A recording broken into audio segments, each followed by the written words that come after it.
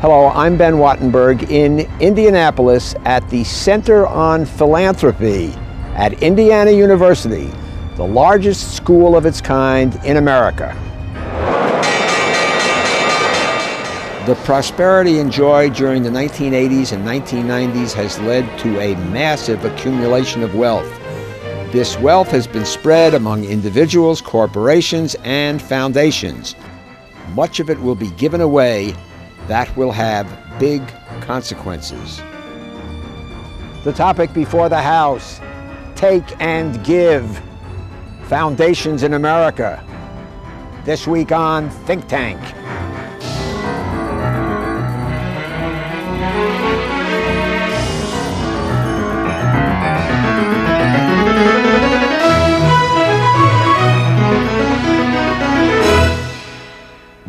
It is a cliche to say that America is the wealthiest nation in the world, but it is. What do Americans do with all that wealth? Lots of it is given away. In the last several years, I've had hundreds of visitors from overseas, from Latin America and Asia and Eastern Europe, inquiring about the nature of our nonprofit community, our philanthropic community. And there is no question that at this point in time, and I don't mean to be chauvinistic here, but America, in terms of the generosity of its individuals for giving as well as volunteering, it has no par in the rest of the world. In 1995, individuals gave away $116 billion to charity, much of it to religious organizations. Foundations give away lots of money too, to churches, symphonies, environmental groups, the arts, and television shows like this one. Many of the big foundations are household names, created by fortunes old and new. I think we can't forget that, that all of philanthropy originates somehow with individuals. Individuals making their fortune in corporations in the for-profit sector, individuals giving that fortune away directly, and then individuals creating with their wealth the so-called the great foundations of this country, which provide today about 8% of the total given in philanthropy. Foundations are nothing new in American life. Great titans of business like Andrew Carnegie amassed vast fortunes in railroad, oil, and shipping industries. They gave much of it away, and much of it continues to be given away. The thing to learn from Carnegie is how much thought he put into giving it away. He studied what everybody else did, and he had a list of what he thought were the most successful things. The best of all, he thought, was what the Stanfords did, build a university. Nothing like that gives as much benefit to as many people, and especially poor people. Andrew Carnegie is of interest to me in philanthropy because he proposed the notion that people should give away money during their lifetimes. That is, many people may have been amassing wealth and then leaving it in estates for others or even for philanthropic purposes.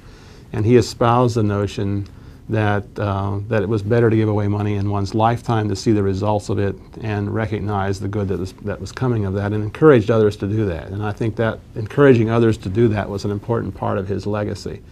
But the other things he thought were very good were anything that improved the mind. A public library. He thought the man who built the public library in New York was a stroke of genius. And so Carnegie himself established libraries in small towns and cities all across America, provided the towns would staff them and pay for the upkeep. That was the deal, it was a contract. In part due to a booming stock market, both the number and wealth of foundations have been increasing rapidly. From 1980 to 1995, the number of charitable foundations has increased from 22,000 to 40,000, nearly doubling. The future looks even bigger. In the next 10 years, something like $20 billion, maybe $30 billion, will be given by the people who are now in their 60s, who have created immense wealth in their lifetime. Automobile dealers, contractors, store owners of various kinds, people who own a building. Look at any city in America. Think how many miles of that city have grown up just in the last 30 years that these people put up.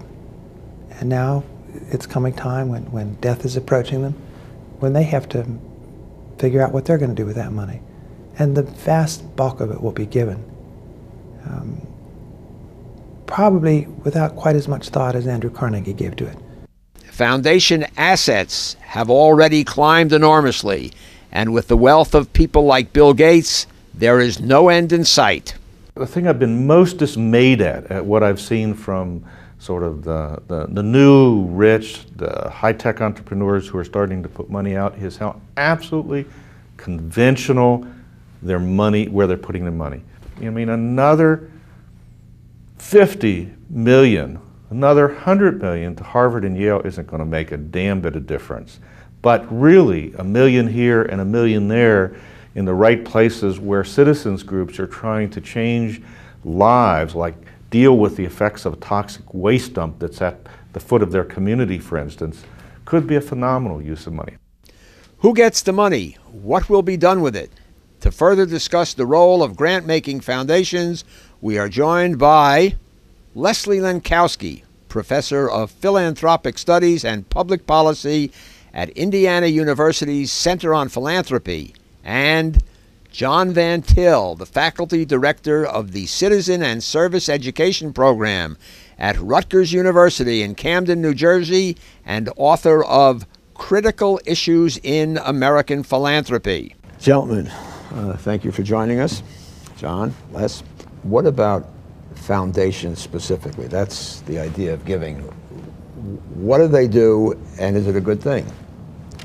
I think, well, I'm not going to say. Well, there's many answers to that, as there are foundations. What right. they try to do, in the broadest sense, is to change, to address systematically major problems, to look at the root causes of problems and try to develop. Such as? Well, problems of educational failure, or many foundations, the new Packard Foundation, will look at an issue that I know is of interest to you, Ben, which is population around the world. Mm-hmm.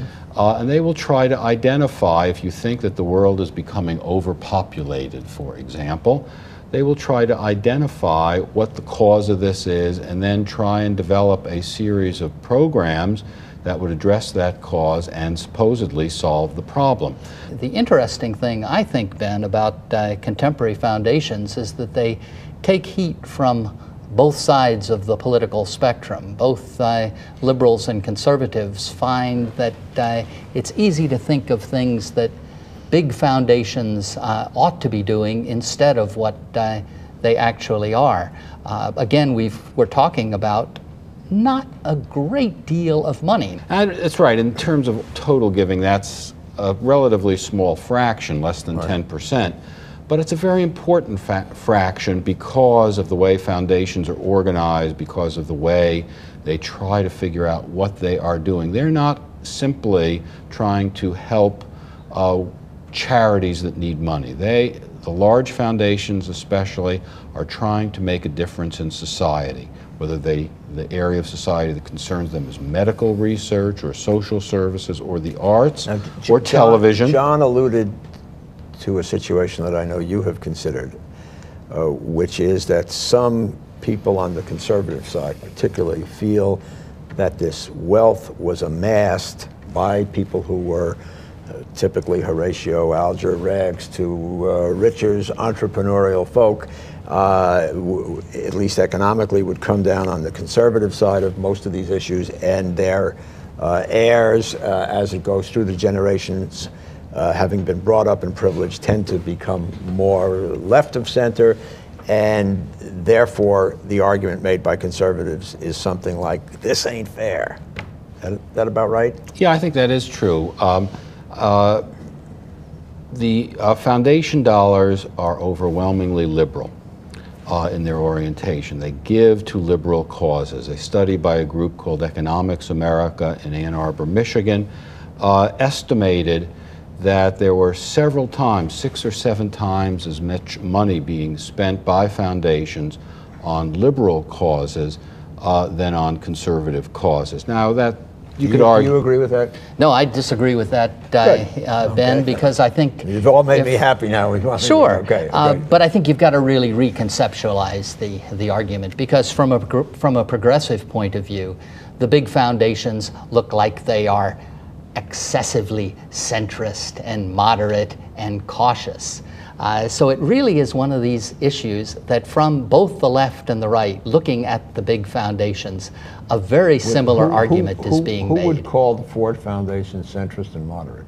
Oh, I think if, as you're thinking about, I think for a commentary on this show, you talked with Bob Bothwell at the National Committee for Responsive Philanthropy. You would say, Bob would say, here's a foundation that has not directed enough of its funding to what it calls disenfranchised groups, to racial minority groups, to women's groups, to Native Americans, and the like. Henry Ford quit the Ford Foundation because he thought they were all a bunch of rabid left-wingers. I mean, do I recall that correctly? Why do we set up foundations in the first place? And maybe the Kellogg Foundation would be a good example here. The founder sets up a foundation knowing that it is not the future, that he can't predict the future, and that persons who come after him, not family members, but people who have studied the field, who are hired as professionals, including students who are trained here at the Center on Philanthropy at Indiana University, will be able to make decisions that affect their time and place with the same kind of wisdom and appropriateness that the first generation did in its time and place. Sure, and I think having skills is very important, and we certainly try to train students to have good skills in either working for foundations or other kinds of charities. But if you do a poll of people who actually do work for foundations or do work for what are called public interest groups, they'll report themselves as overwhelmingly liberal. Stanley Rothman, a political scientist, did such a poll. And I think something like almost 8 out of 10 of the people responding said, when asked, people working for public interest groups, that they regarded their politics as very liberal. Whatever you could say about the donors of these foundations, calling them liberal in general is probably not true. Now, some conservative people may have interests in causes that will surprise you. For example, the Packard Foundation is interested in population control because apparently that was an interest of David Packard's. Now, I don't know that firsthand, but that's what they say, and I certainly would believe them. So the relationship between a donor and the foundation he creates is not an exact one, but by and large, I think there is a tendency over time, for a very simple reason, for foundations to drift to the left. And the reason is that foundations draw their staffs, they draw their culture from the broader intellectual culture in the United States. John, there's another argument, though. When you talk to people on the liberal side of the spectrum, they say the conservative foundations have been eating our lunch. They may not have quite as much money, but they have this finely honed sense of ideology. They've been investing their money very wisely. They have helped change the tenor of the intellectual tenor of the country, and that has an enormous multiplier effect. Is that, you buy that? Well, certainly the research that you're alluding to, which again is research from the National Committee for Responsive Philanthropy, does argue that there has been a rather well orchestrated strategic effort to provide philanthropic giving around policy advocacy for what might be identified as right-wing or conservative or neoconservative kinds of causes. And this has given rise to some discussion as to whether progressive foundations might similarly develop some sort of orchestrated orientation. We're not, I think, engaged in a discussion where we're throwing sound bites back and forth. And let me say at this point that it's ideological. That the discussion of, yeah, right. Well, I'll try to keep you from doing that, Ben. But my colleague Les Lenkowsky, like a number of really thoughtful persons who've been associated with right-wing or conservative thinking on this issue, as I have been left of center, so I have been sort of associated with some of the left of center views here, so we can have a little dialogue here on this question. But I think what is often confusing about it, unless we could think about this for a moment, is that when we think of the left in contemporary America, we're often thinking, I think, about what I would identify as a moderate or middling kind of position. There is also a tradition of progressive thought which has been less strong in this society, that focuses even more on what we the people can do, organized through a democratic polity, to create public programs to meet pressing needs of, say, the distribution of work, the distribution of income, the distribution of wealth. That kind of dialogue tends to be missing often and confuses our discussions. Well, John's raising an important right. point that really goes to the nature of foundations themselves. Remember, foundations didn't really exist before the beginning of the 20th century. They're a relatively modern phenomenon in our history. The question that has always vexed them is, what is the role of a foundation in a democratic society, in a society that has a democratic government? When they were first formed, we had a very weak government. There wasn't much of a national government, certainly not much of an active government. So in the early days of foundations in effect did some of the things that a more active national government came to do later on. Then we've gone through a period that begins roughly in the New Deal and continues through the Reagan administration, which we have a relatively active government. So foundations really had to ask themselves the question, what do we do in an era of active government? And I think John's point is correct. What they started to do is to try to influence the direction of that government through advocacy and so on. But you now have a situation. Now we're at a different era. The devolutionary where we are in a devolutionary era. And just as business... Where government is allegedly offloading responsibility. Well, just as government and business have been trying to reinvent themselves in the past few years, philanthropy, and especially foundation philanthropy, has to reinvent itself. What do you do in an era where the action in dealing with public problems is not happening in Washington, or may not be happening in Washington much longer, but is going to happen in state capitals, in city halls, and in grassroots communities? Well, that would argue John's point that they ought to be more into programs than into ideological drum banging. Is that right? I mean, if you're decentralizing and going through a devolutionary period, taking it away from government into the private sector, what you need this ever-growing wealth of the private sector to do is to do something, not just to, sound off. Yeah, that makes sense, Ben, but it also, if you listen to what Les was saying, as he talks about devolution, he's not talking about program responsibility moving entirely out of the governmental purview. He's talking about it moving from federal government to state and local government. And then he adds, and community organizations. Often, incidentally, organizations that are working in partnership with government. Research that Lester Solomon and his associates have been conducting for years shows that of the 1.4 million nonprofit organizations that are extant in our own society at this point, 30% of their financial support comes from government. 50% comes from fees for their services. Only 20% comes from giving, and most of that giving, as we've seen, has been individual giving rather than foundations. So that if we actually made the decision, and we came really close to this, I think, in the 1996 welfare reform, to cut governmental responsibility for income maintenance and related programs of poverty prevention, if we say cut governmental programs by 10%, we would be creating a gap that foundations would have to really triple their contribution in order to meet. That's wrong, so that John. I mean, it's wrong, John. Just because public spending is reduced does not necessarily mean that foundations or other donors should pick up the slack. You wouldn't expect someone to start paying for a government program that's not working. With welfare, we had a classic example of government programs that weren't working. What foundations and others ought to be doing is not focusing on the program, but rather asking a different question. What can we do locally that will be helpful to people who might otherwise be on welfare so that they will not be in need of support, public or private. A few months ago in Kansas City, I was asked to talk. What was the name of that group? Independent sector. The Independent Sector. Oh, yeah. Is I know that group of foundations.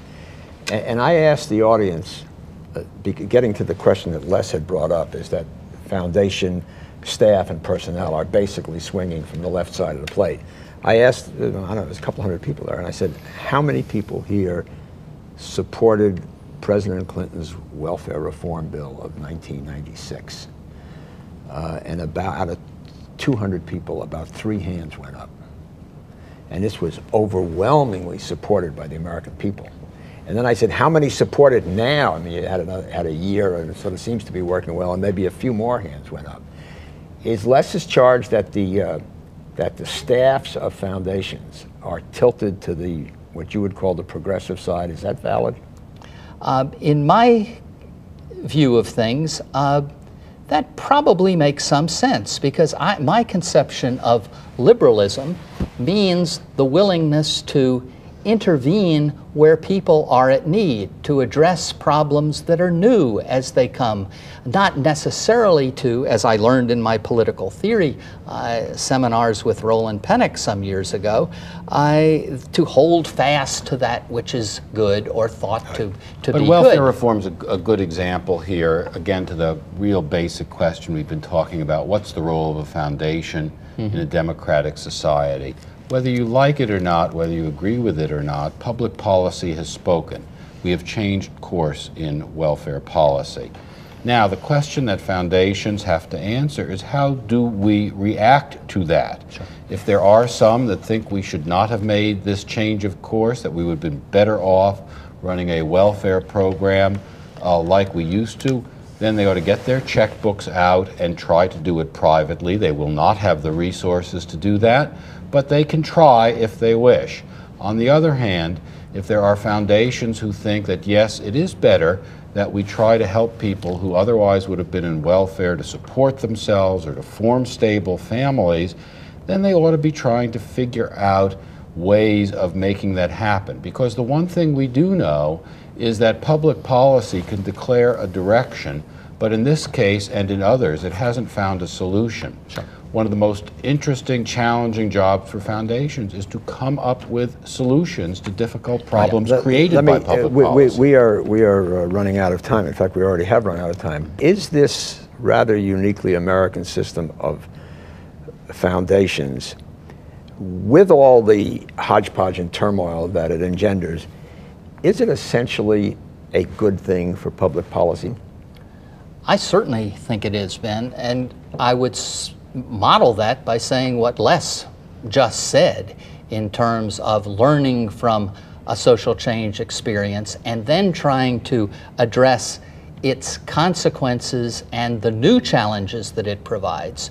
Now, welfare reform comes into existence. It has unanticipated consequences from some perspectives. It has benefits, it has costs. It creates a new environment for philanthropy and change. And new issues then are brought to the fore that need to be looked at. And it is a good thing for that to be focused on by people with differing ideologies. Oh, I quite agree, and especially if they can be in colloquy with each other, as I think they are at this center. At this table right now. Indeed, right, indeed. The great Irish writer Oscar Wilde once said that philanthropy was the last refuge of people who like to annoy their fellow citizens.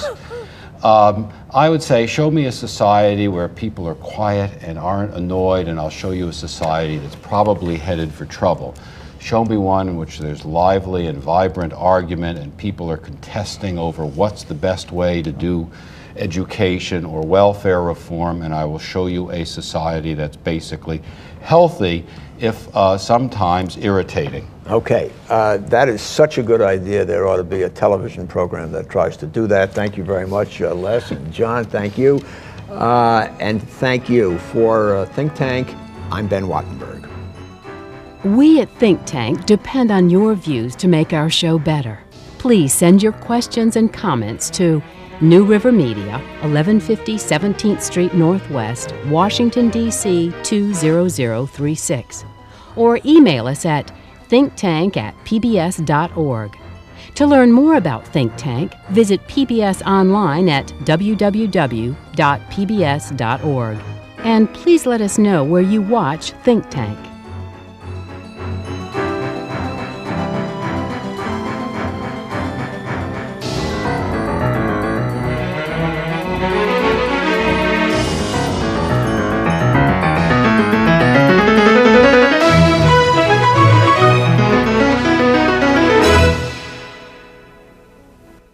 This has been a production of BJW Incorporated in association with New River Media, which are solely responsible for its content.